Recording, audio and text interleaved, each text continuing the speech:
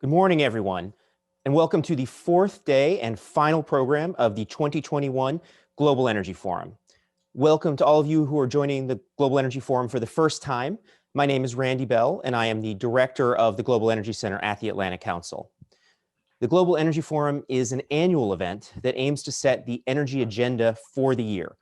Over the past 3 days, we've hosted over 50 panels with 60 global CEOs, 12 energy ministers, 6 members of Congress, including those today, and 1 member of the British royal family.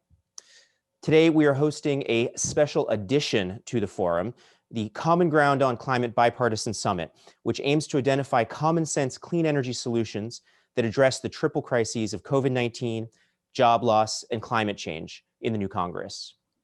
We've said since the beginning of the Global Energy Forum that we hope this event will serve as a model for thoughtful, fact-based, science-based debate.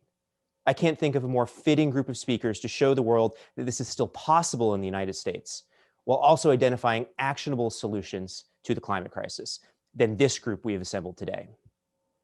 To get the conversation started, please let me welcome the moderators of today's event, CNN commentator Van Jones and former Senator Kelly Ayotte. Van and Kelly, the floor is yours. Thanks. Well, I'll let you start, Senator. Oh, well, first of all, I want to thank the Atlantic Council for bringing us all together today. And Van, it's fun to do this with you. We were talking before we even got on the panel how this is important that we focus on common ground. And there's been so much division in the nation with the election of a new president and his inaugural speech focused on unity. Let's figure out how we can find some common ground on this important issue of climate. And thinking about it, as a conservative, I've always looked at this as if you're a conservative, you should be for conserving everything, including our most important piece that we have, which is our environment, our natural resources that really are important to all of us, no matter what your background is. So today I look forward to this discussion. And by the way, I serve as a senior advisor on a group called Citizens for Responsible Energy Solutions. And they've actually just recently done a poll on climate and these issues. And the poll is coming out next week, but I don't think it's going to surprise anyone that the conclusion was that the American people don't want far right or far left solutions. They want middle ground and they want real action.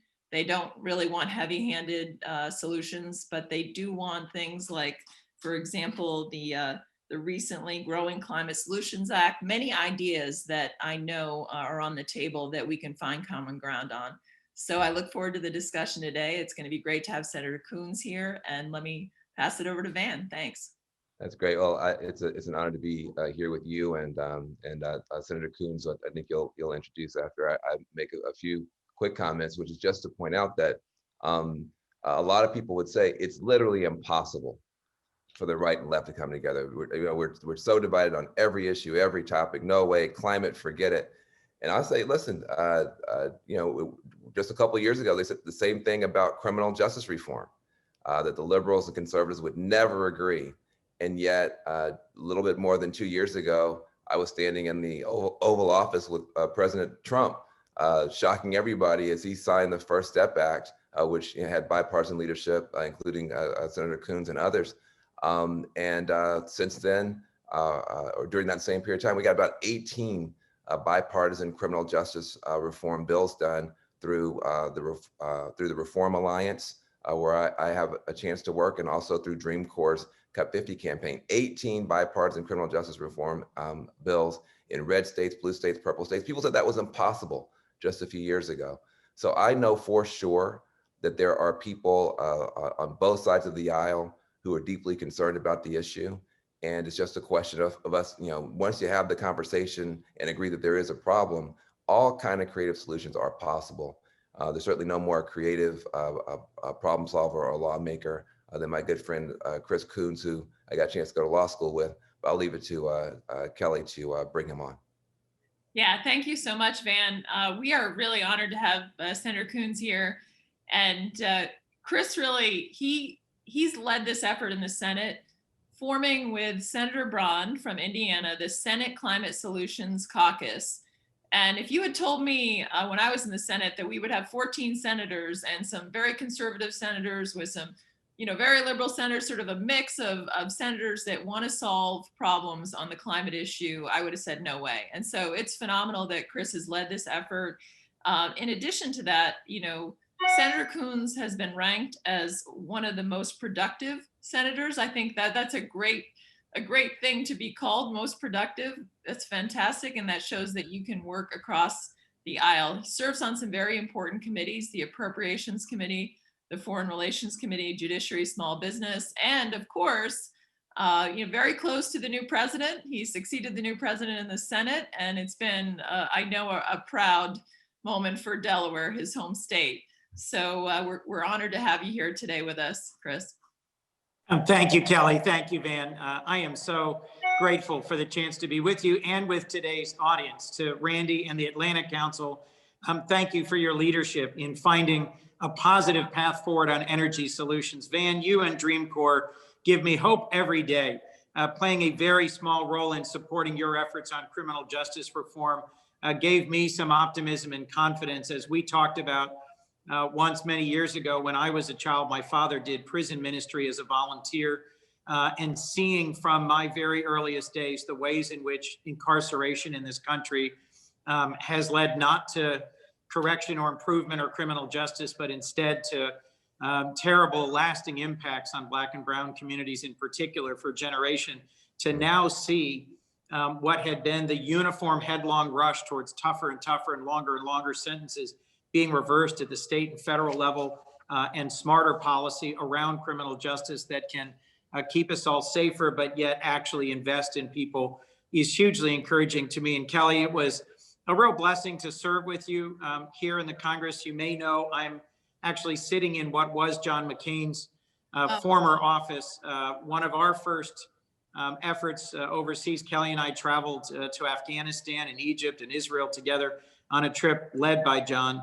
And he left a lasting impression on me in terms of what it looks like to bring in people from other perspectives. He and Joe Biden were lifelong friends. They disagreed on almost every foreign policy matter, and forcefully and vociferously. But John also had a graciousness of heart and a patriotism and a dedication to our country that continues to challenge me to this day. And Citizens for Responsible Energy Solutions is a great partner in this conversation. Also, the American Conservation Coalition that Benji Backer leads. I just had the chance to meet with him not too long ago in Wilmington, Delaware, when he stopped by. It is exciting to me to see the broad coalition of folks from across our country, young and old, rural and urban, conservative and progressive, Black, brown, white, gay, straight, Latino, of every background, seeing folks come together around finding solutions. The biggest existential threat we face as a nation and a world is climate change. And I represent literally the lowest mean elevation state. I have arguments with senators from Florida and Louisiana, but yep, we have the lowest, highest point of any state. And we are really flat, and the piece of rock that Delaware sits on is sliding into the ocean. So sea level rise has an impact all along our coastline. It's impacted everything from our rural and agricultural portions to our urban portions. Environmental justice is a live and very real issue for Delaware, where our African-American community has struggled with emissions and pollution and groundwater issues for generations. And for the most rural parts of our state, where saltwater intrusion into our aquifers and impacts of climate events, of storms, have really changed the future of our agriculture. So let me just close by saying how excited I am. Wednesday's inauguration, at which my friend and predecessor, Joe Biden, called on all of us to re-examine our path forward and called for unity, inspired me. He has made climate one of his top priorities and intends to take bold action. And Kelly, as you just referenced, Senator Mike Braun and I have pulled together a 14-member bipartisan climate solutions caucus. Mike is a very conservative, relatively new Republican senator from the southernmost part of Indiana, the coal mining part, and his willingness to step forward along with 12 other senators and say climate change is real, it's caused by people, and we must take bold market solutions to address it, has encouraged me with the prospects for change. So let's get to your questions. Thank you for including me today. Well, first of all, thank you for your work and your leadership, and also congratulations to you and Delaware. But let's get into it. I mean, why is this the time, and why can't Republicans and Democrats come together on this? Everybody knows the reasons that we fight about it. You've been able to figure out with 14 senators a way for people to come together. How have attitudes changed? What's bringing people together? Why do you have any confidence this thing can actually work? Well, first is just the practical evidence right in front of us. Despite years of climate denial, a well-funded, well-orchestrated, and I think profoundly malign effort over decades to question, challenge, and undermine the scientific analysis that has led to a near uniform conclusion in the scientific community that our climate is changing and changing dramatically, and because of human activity. That debate here in Congress has been overrun by facts on the ground. We had the hottest year on record last year. The American people began last year seeing unbelievable fires all over Australia, and then all over the Western United States, and then a record number of hurricanes. It doesn't matter where you live in our country or world, you're seeing the impacts of climate on our forests, on sea life, like the lobsters of New England, on when spring comes, on how mild winter is, and it's having significant impacts. So whether it's talking to farmers or talking to folks who live in low-lying areas in Delaware, the reality of climate change has made believers of the people in my state. And frankly, there's also been change in the private sector. We've now got groups like the Business Roundtable and the U.S. Chamber of Commerce saying that climate change is real and urging support for market-based solutions like a price on carbon. We've had a change of heart in the faith community. There's a broad range of communities of believers of different faith traditions saying that as stewards of the planet, those who view this as a created planet, we have an obligation to improve our stewardship. And then frankly, last, we're hearing from folks who haven't been a part of this conversation before. So the American Farm Bureau, for example, recently came out in support of the Growing Climate Solutions bill that Kelly just referenced. So why is this the time? Both because it's getting hotter faster than anyone had imagined, and we're seeing the real world impacts, and because we're seeing players come to the table who previously had been resisting accepting the reality of climate change. So Chris, as we think about where we are right now, what's a good success story you can tell us about with this caucus working together? I know that there was an important piece in the COVID relief bill on climate. So can you share that with us, and just what do you see happening, not just in the US, but around the world? Sure. First, around the world, I am so excited that we've rejoined the Paris Climate Agreement. 5 years ago, I was in Paris with a Democrat-only delegation. I thought it was unfortunate, deeply, that at the Paris Convention, the COP, the Conference of Parties, there was a Republican delegation that was there to say climate change is not real, and a Democratic delegation there to say sign it, sign it, sign it. I am hoping, along with Senator Braun and many of the members of our Climate Solutions Caucus, to co-lead a bipartisan delegation to Glasgow this coming fall for COP26. And I think it's past time for the United States to regain our global leadership position in developing and deploying clean energy technologies and taking advantage of the dramatically expanding world market for electric vehicles, for carbon capture and sequestration technology, for advanced modular nuclear technology. You asked for some positive examples. I'll give you two briefly. One of my favorite friends is RGGI. RGGI is the Regional Greenhouse Gas Initiative. There's 11 states that formed a regional, I'm sorry? I said we're a member too, New Hampshire. So it's good. New Hampshire, one of the proud early members. And it has reduced emissions from the power sector by 45% since 2008, and then invest those proceeds in clean energy. You asked about an important piece of the end of year bill. It was the Energy Act of 2020, ably led by our friend Senator Lisa Murkowski of Alaska and Senator Joe Manchin of West Virginia. It was actually dozens of bills that had been worked on for years. 5 of them were my bills. And briefly, they assist low-income households with energy retrofits to improve energy efficiency. One One promoted commercialization of clean energy technology. Another would make federal buildings, and there's a lot of federal buildings, more energy efficient. Another would promote carbon capture and sequestration. It was a very significant, it's probably the biggest energy policy bill in 8 years.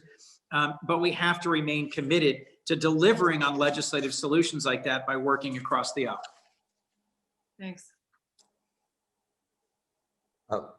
There's still those people who think, well, if you're going to do anything good for the environment, for the earth, you're going to wreck the economy, and people are going to have to choose between having a job and having a healthy economy. What do you say to people who still have that fear? I'd say it's a false choice, man. One of my favorite programs from back in the days when I was a county executive is the Weatherization Assistance Program. In states like New Hampshire, where the costs of energy are really high, it is particularly low-income people who spend way too much of their money on old, outdated, inefficient homes that they either own or rent that just leak energy out into the environment. The Weatherization Assistance Program pays for energy efficiency retrofits, which creates jobs. The work that the WAP helps finance, that's done by local carpenters and electricians and plumbers and pipe fitters and tradesmen. That's work that can't be outsourced.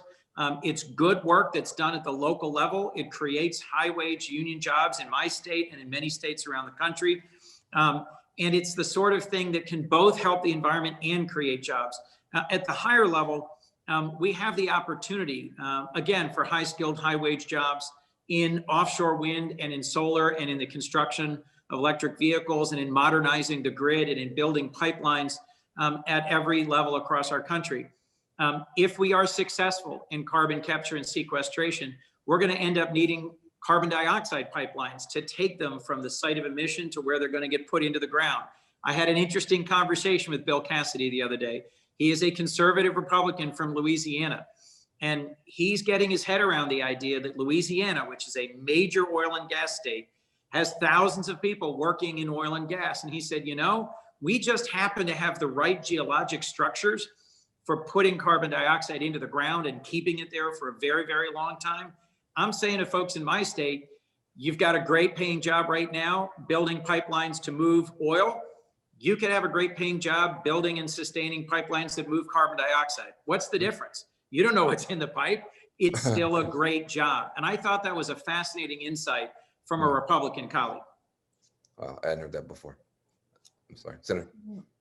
I just wanted to follow up on that, Senator Coons, just to ask about why now? So it's great, the caucus that you've been able to lead with Senator Braun, but what makes you encouraged? How do we bring more players to the table? You talked about Bill Cassidy and the ideas that he had maybe for Louisiana. What else can be done? Because obviously in the Senate to build an even broader coalition, that's important if we want lasting change.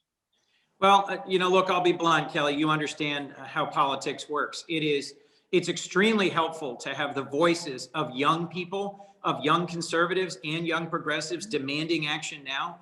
It's also helpful to have new players, to have the American Farm Bureau, which has not been a progressive voice on climate change, now standing up and urging that we take up and pass the Growing Climate Solutions Bill, which I think will be the first Climate Solutions Caucus led and endorsed bill that'll get passed in this Congress. That really helps to have the faith community raising their voices across the spectrum. That really helps. But frankly, hearing from the forces that have often financed and underwritten climate denial in the past, like the U.S. Chamber of Commerce and to some extent the Business Roundtable, taking a very different approach and saying, we see this change is coming. It's unavoidable. We would prefer a market solution to a command and control solution, and then getting engaged, getting forceful, investing in that. That's going to send signals. An ambitious generation of young politicians, Republican and Democrat, need to hear these messages. That's why I'm so thrilled to have had this chance to talk with you this morning and to see everything that you're doing to create the space for a bipartisan solution. Well, listen, I want to just thank you for your leadership. It's really hard. Some of these issues, they just take a while to get right. And in the meantime, you seem like you might be, swimming upstream.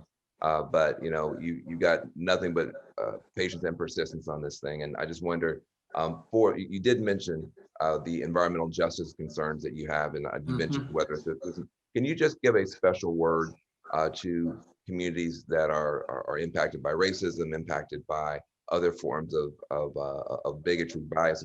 People have been left out in some ways of this pollution-based economy when it comes to jobs. How can we make sure that the people are included in some of these new clean and green jobs that are coming on, these kind of industries of tomorrow? I know it's important to you. So one of the projects I've been really passionate about in Wilmington impacts the community of Southbridge.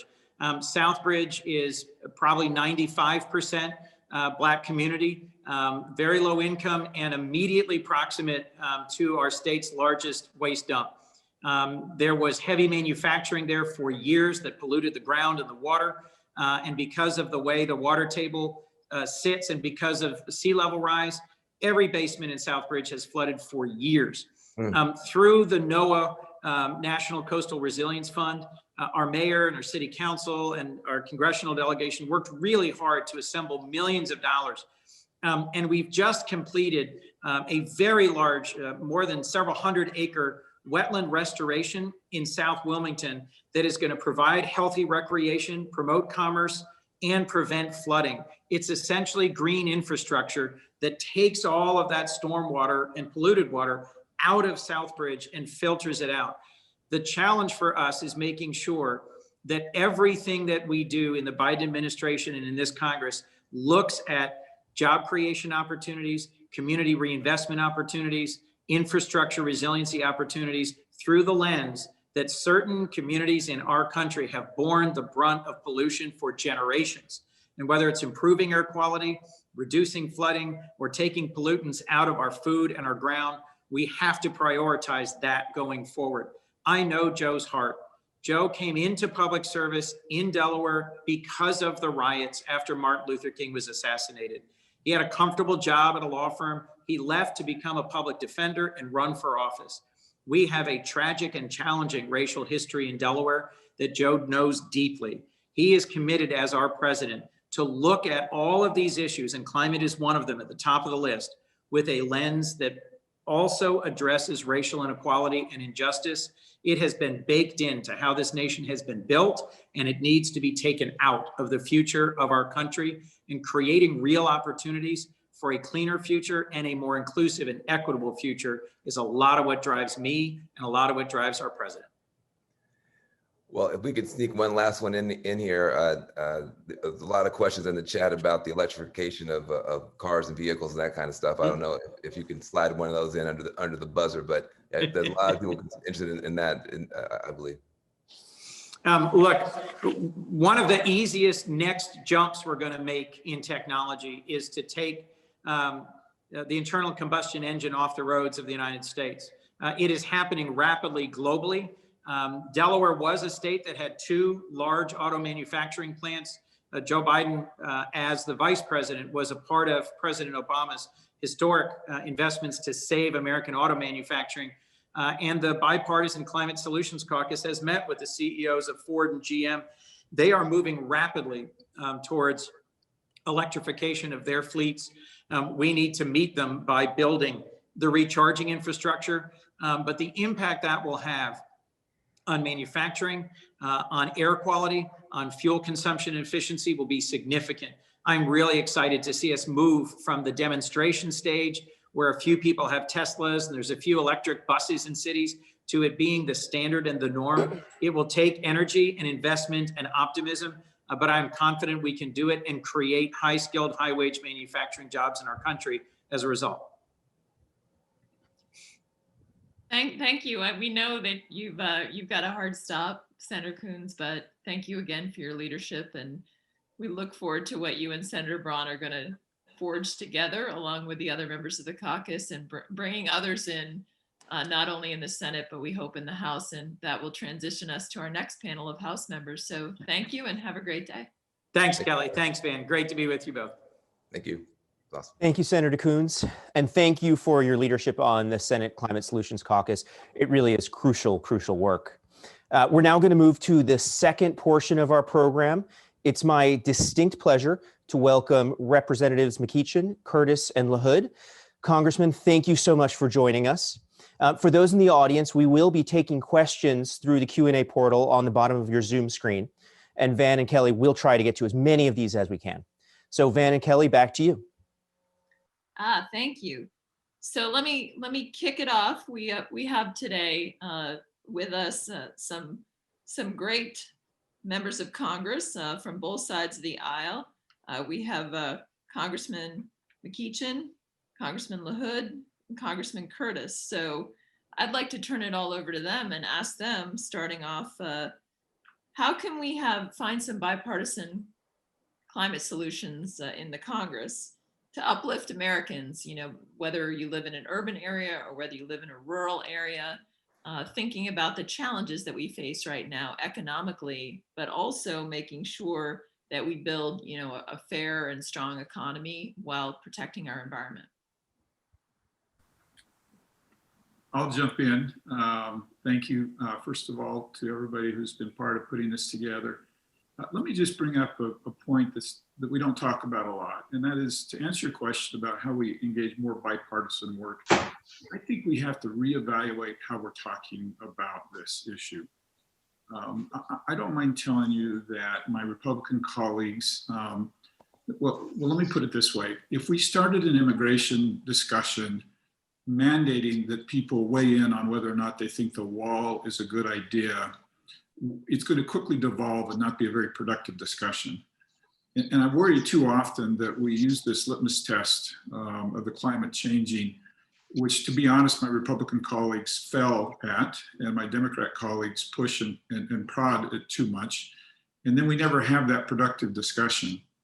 I worry that there's too much what I call shaming. And what I mean by that is when somebody's started their path down being better with the environment, we always tell them it's not enough, instead of thanking them for getting engaged and involved. And I really think, as I view some of my Republican colleagues, that they want to engage, they want to have these discussions, but they quickly get uncomfortable and don't feel like there's any place for them at the table. Thank you for setting the stage there from the Republican perspective. If I can go over to Congressman McEachin and ask him also, you know, what's your perspective on this and how we can work together? Well, I'm exceedingly optimistic about the possibilities of us working together. And one of the reasons is that in every dark cloud, there's a silver lining. And of course, we all know how COVID has devastated our economy. We all agree that we're going to have to rebuild our economy.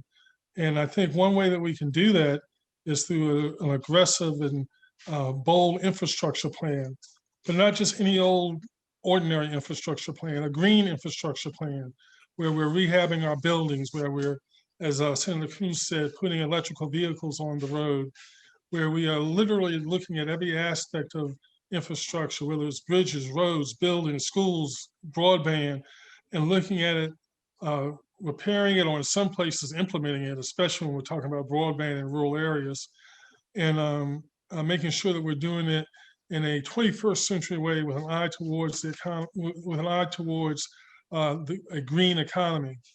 That's going to create jobs. I don't think there's any doubt about the fact that that'll create millions and millions of jobs. And I think that we all know that the unemployed and those people who are suffering in this country don't necessarily have a D or an R beside their name. They're just Americans.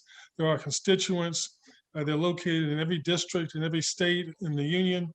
And that, I think, will help bring us together to make sure that we are working in a bipartisan way to repair the economy.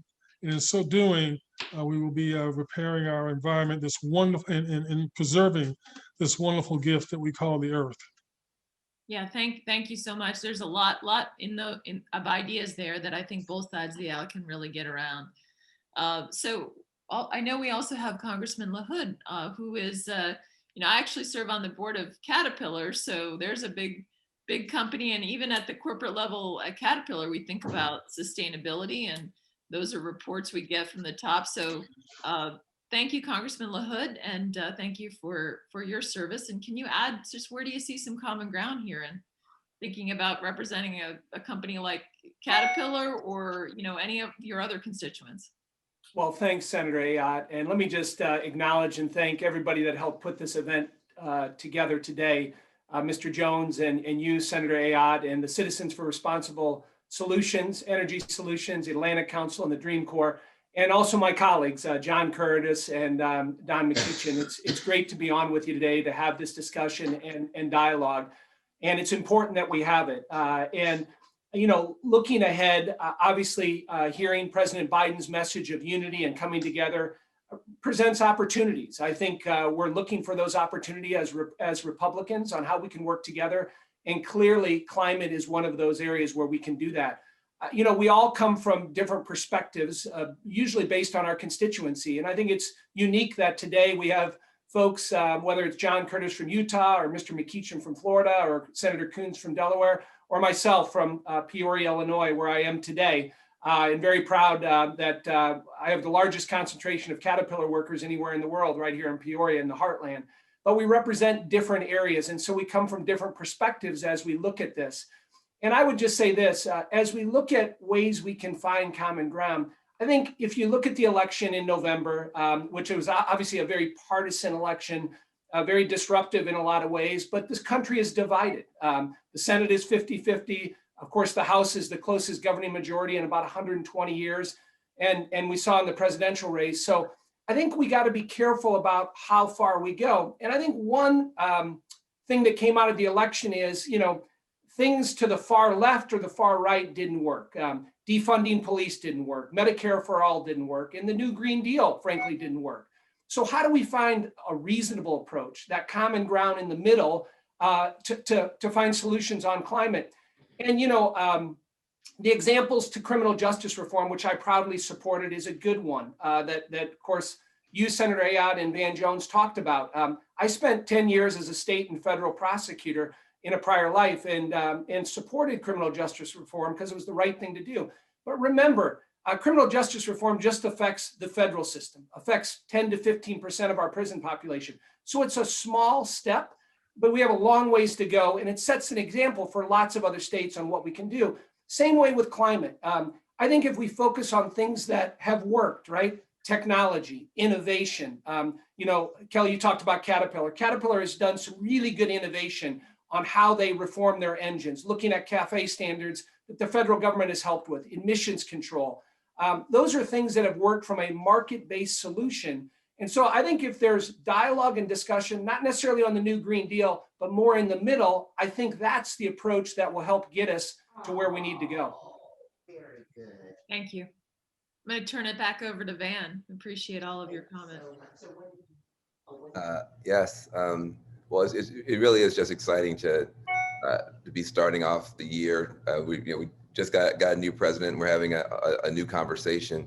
And I do think it's important for us to remember and to recognize that a lot of stuff, as we said, that was considered impossible is possible. And I wonder, what are some of the success stories that you've seen, any of you, all of you, in terms of being able to bring down pollution and bring up economic opportunity? I think that's the center of the bullseye. If you can reduce pollution and increase economic solutions, it's hard for people to argue with us. But I wonder, have any of the three of you seen anything that gives you reason for hope or encouragement?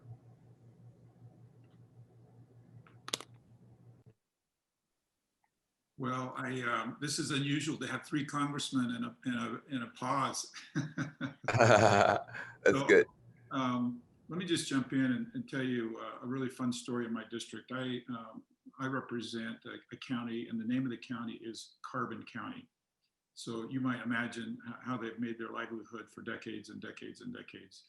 And to be honest, they're struggling. They were struggling before the pandemic, and the pandemic has made it even worse.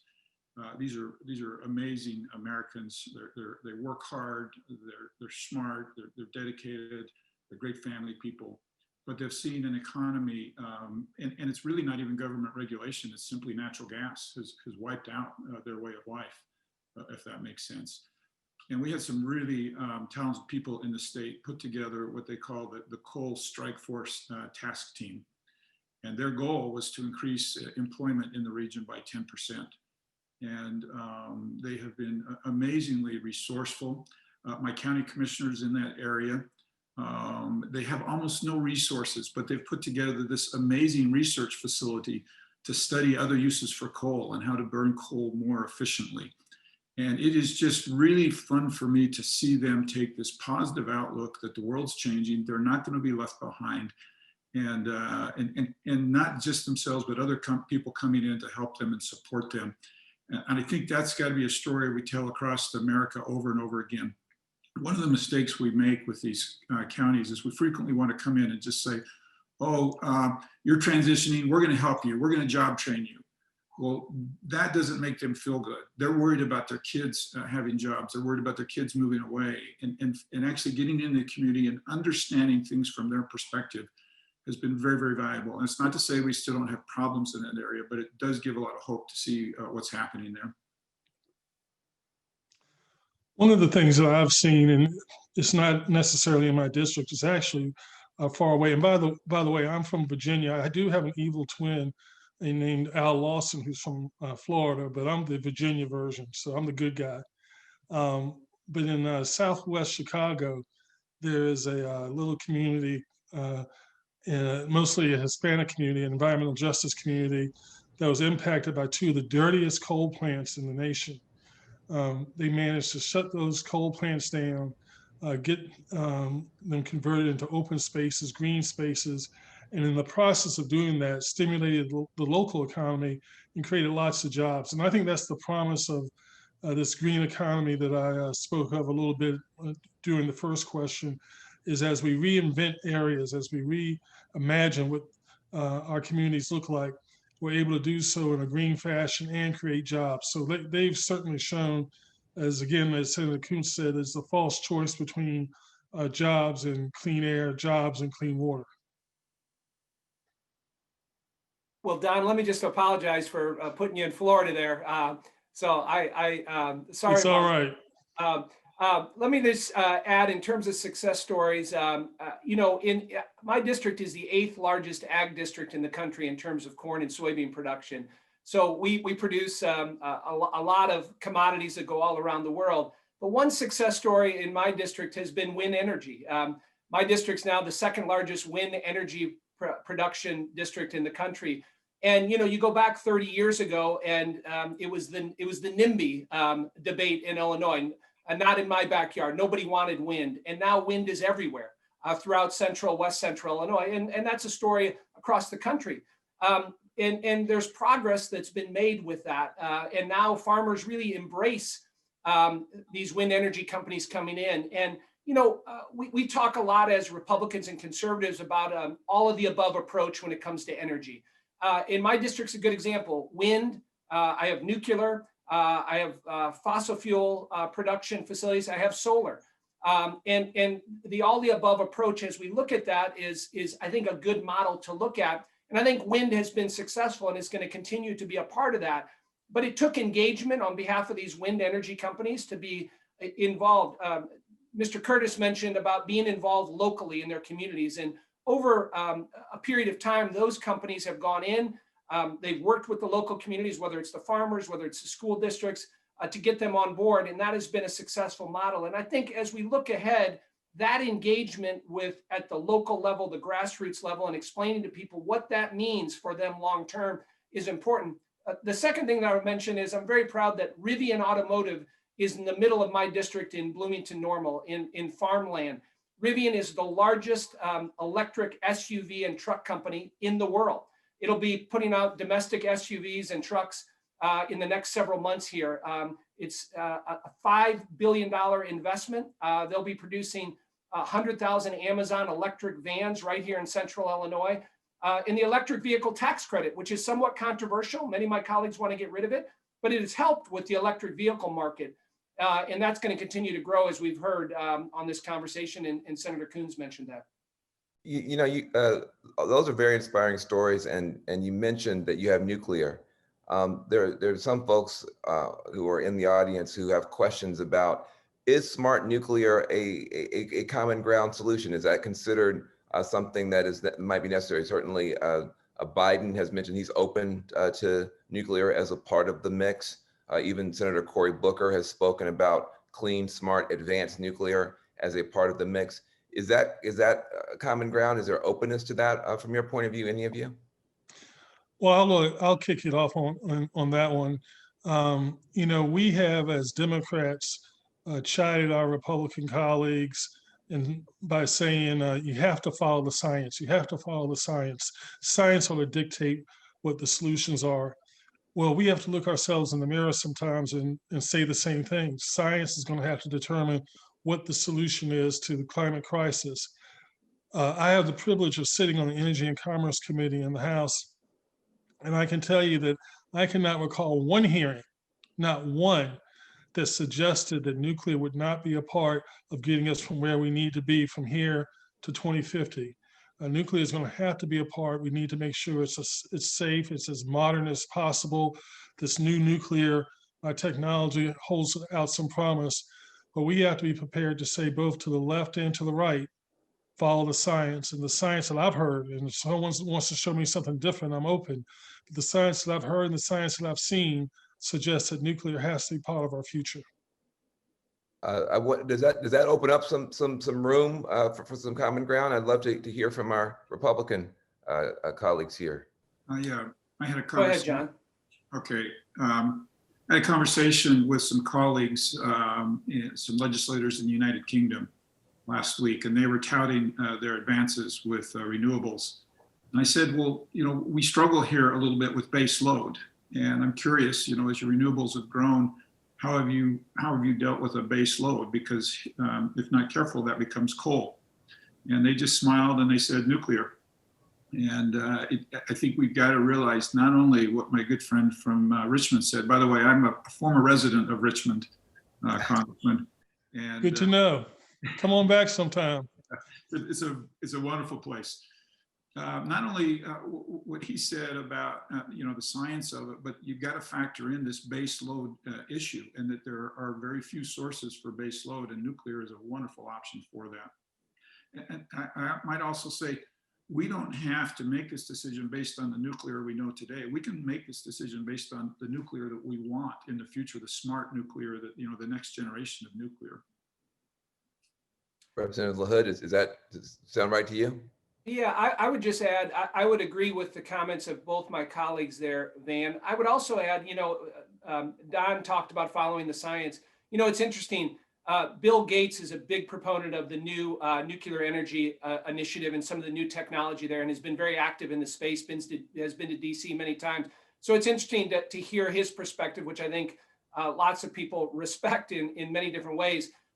But there are advocates out there that are against nuclear, as you're well aware, Van, and are working against it at every turn. And so, when you talk about following the science, who's saying it, what do you believe, right?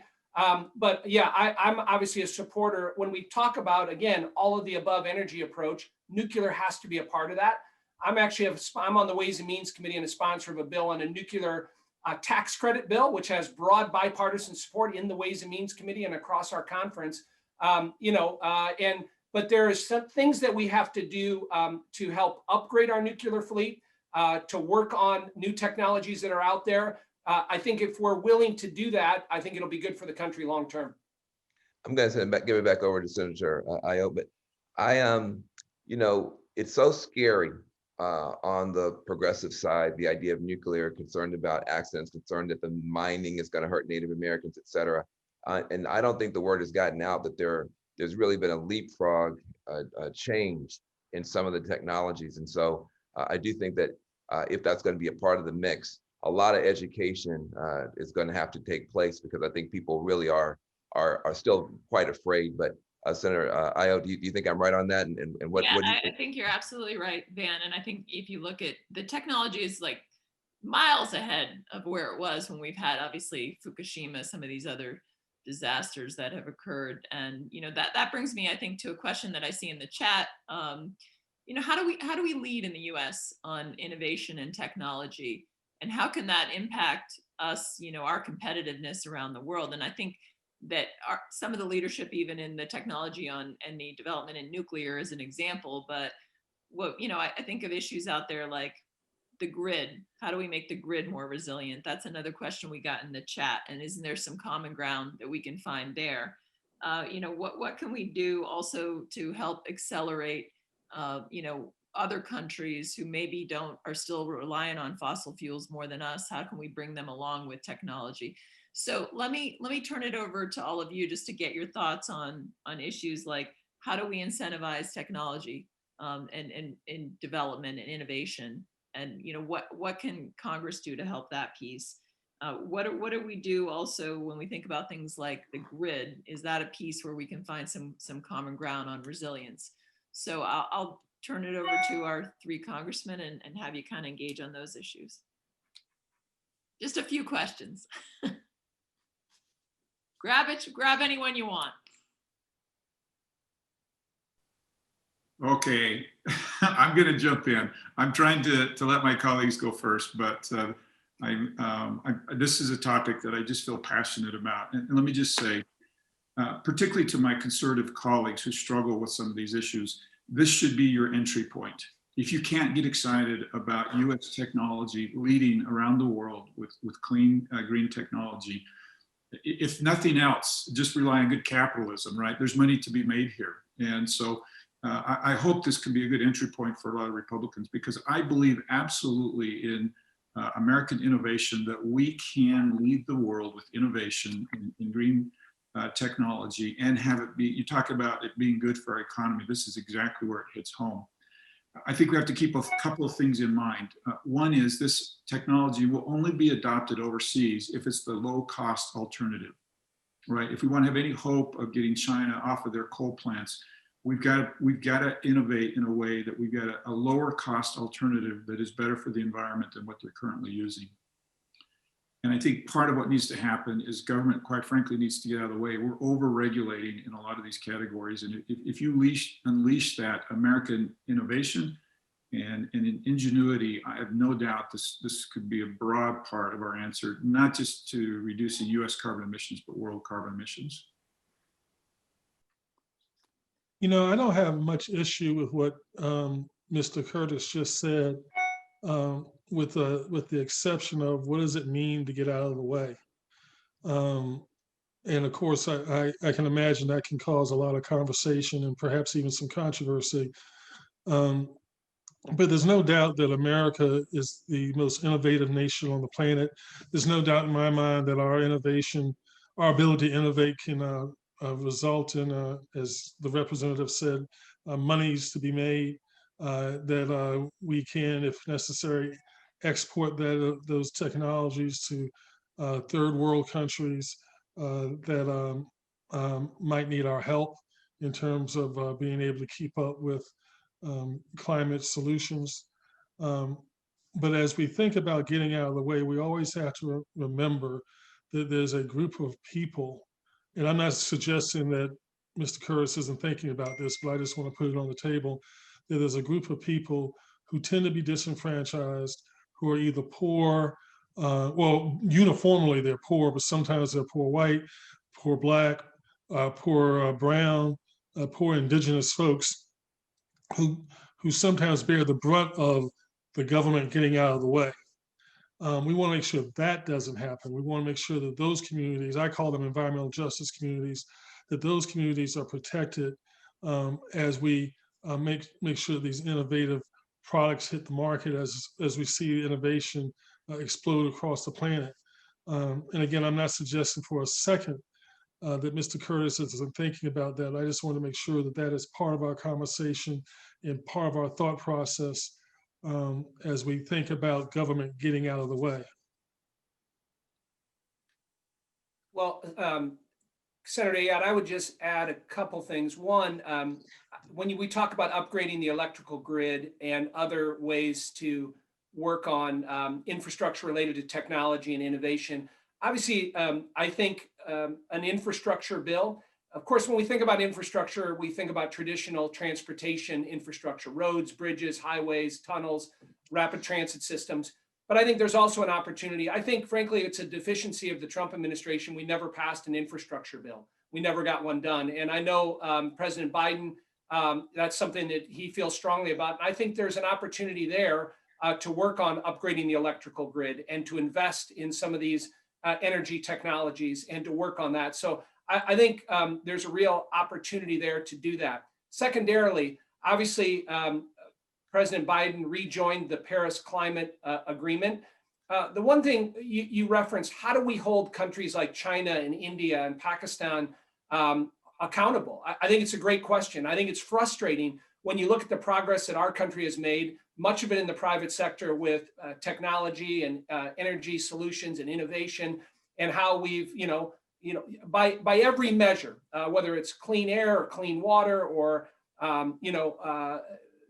moving to battery-based and other energy sources, we've done that in the U.S., but a lot of countries around the world haven't done that. So what's the enforcement mechanism? How do we get China and India to get away from fossil fuels and coal burning?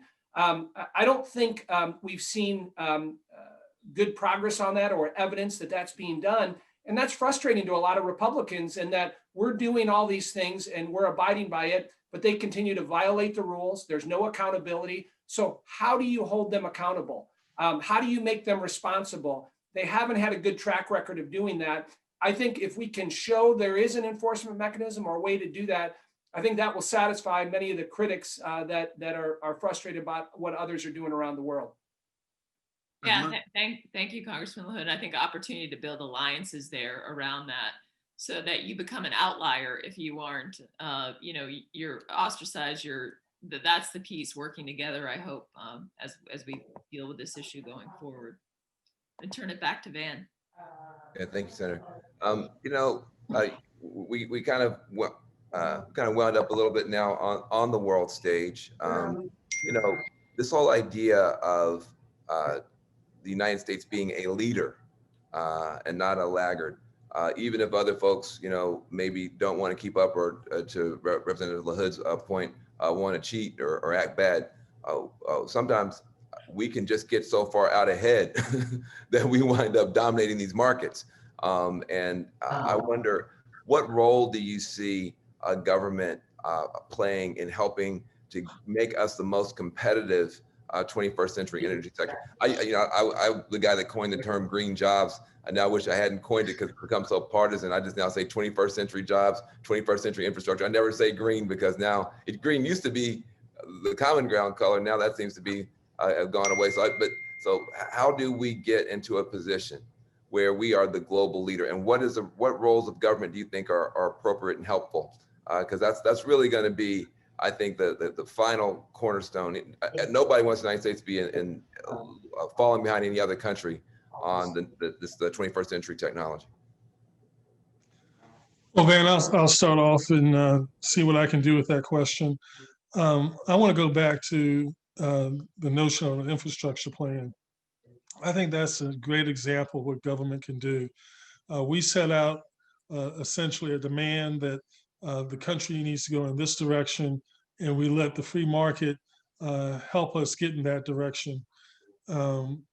As we do that, I would suggest to you that just natural American ingenuity and tendencies to innovate will take over.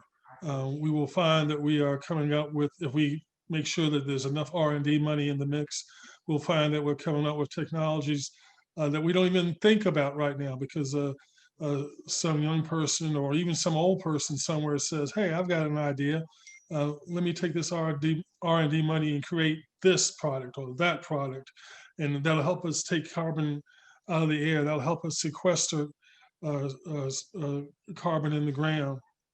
So what we need to do in government is to create the environment, put out the demand for services, if you will, and Americans will take over. And I would suggest to you that that's how we stay in the lead worldwide, because again, once Americans get to the business of innovating, there's nobody who can keep up with us.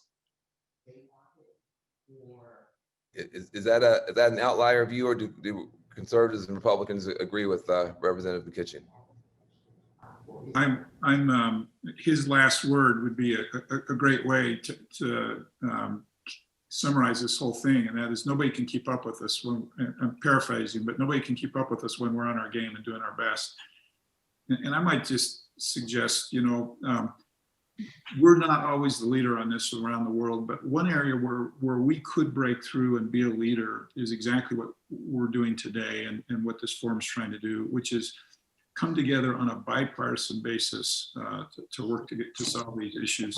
As I talk to my colleagues around the world, this is divisive all over the world, you know, and so I just would really like to compliment those who've put this together and my colleagues on both sides of this issue that came together today, because if we want to lead in the world, it will be on a bipartisan basis, and that's where we'll be at our best. Representative LaHood, I want to ask you a question. I think sometimes there's a misunderstanding between communities of color and conservatives on this issue. We want economic development desperately. We want jobs desperately. We want contracts. We want our entrepreneurs to have a real shot. I feel that you know, we talk a lot about help. We don't talk enough about opportunity in terms of, you know, how you get communities out of poverty. My dad was born, you know, very poor in Orange Mound, Memphis, at that time one of the biggest ghettos in the South. Joined the military to get out of poverty. Put himself through college, a little black college called Lane College in Jackson, Tennessee. He married the college president's daughter, my mother, because my dad was no dummy. And you know, he went on to, you know, he put his brother through college, his cousins through college. You know, my dad, everybody that pretty much in my family got out of poverty on this bridge called my father's back.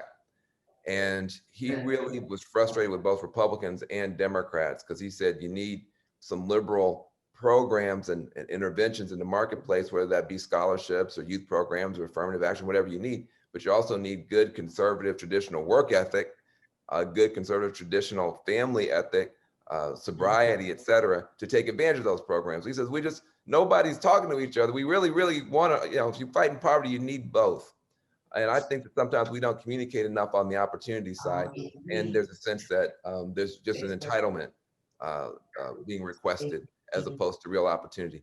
Can this be some common ground in terms of ending this racial strife, where we all come together and say, let's create opportunity for people who want to come up and out of poverty, especially looking at these African-American and other communities that have been a little bit, you know, have not been a little bit, have been really left out in the past. Is there a conversation to be had here, is what I'm asking you, Representative LaHood, about opportunity for up and out of poverty and both sides coming together on that under this clean energy revolution umbrella?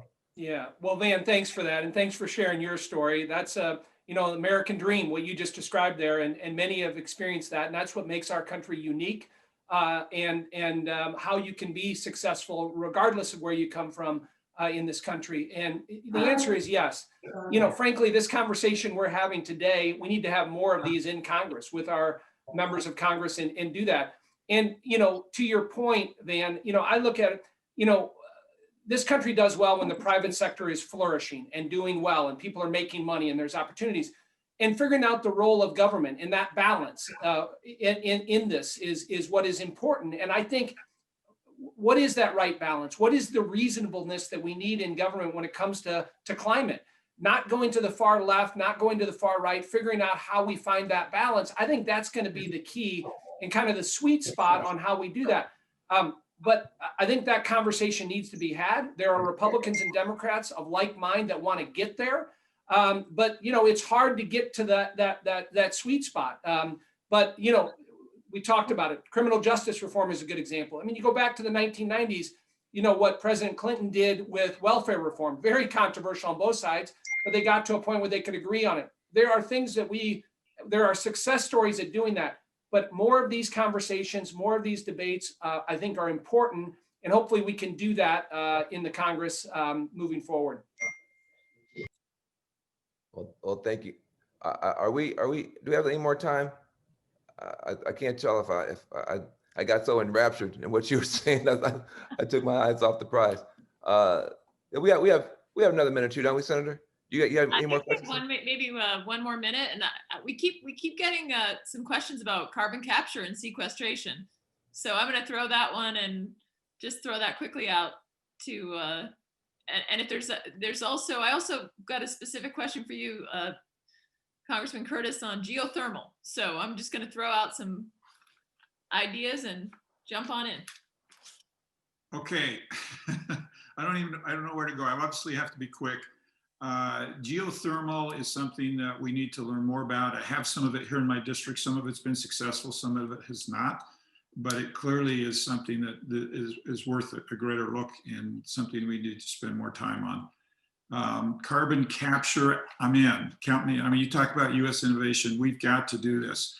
That is probably the quickest way to reduce carbon outside the United States, right? We talk about what's happening in China and India with their coal. We can constrict and limit our coal here, but unless we can get to carbon sequestration, I don't think we're going to make a big impact overseas.